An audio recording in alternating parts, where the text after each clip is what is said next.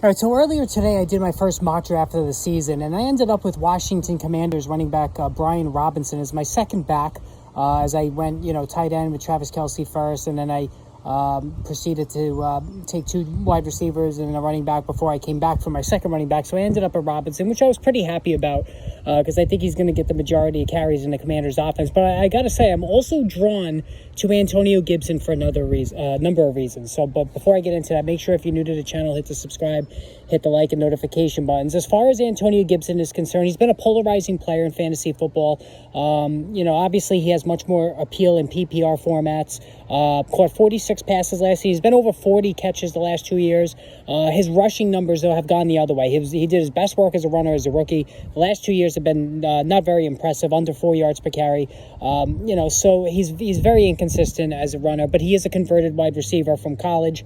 So a little understanding there. But a couple of things really have me intrigued by Gibson as my running back 2 in PPR formats. You might be thinking, he's a running back 3, just doesn't touch the ball enough. But let me explain. The first thing is that we know that he's a supreme pass-catching back. There's no doubt about it. Gibson is excellent at that part of the game. And as far as the Commanders are concerned, they no longer have J.D. McKissick. And J.D. McKissick was considered the top pass-catching back for the Commanders the last, couple of seasons or so.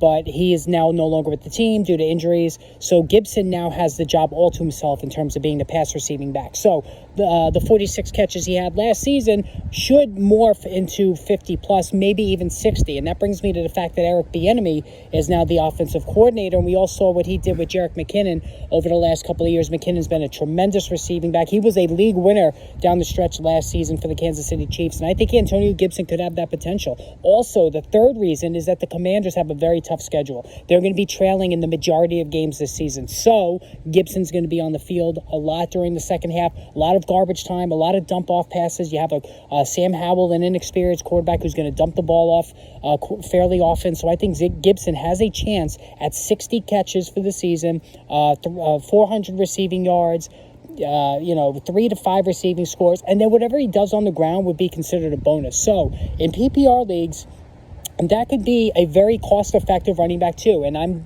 certainly going to get receivers and tight ends first, and then maybe plan to get Gibson later on. All right, hit that subscribe, hit the notification button. More videos on the way soon, so make sure you have that notification bell tapped, so that way you can see when I do add the new videos, which will be coming fast and furious the next couple of weeks or so.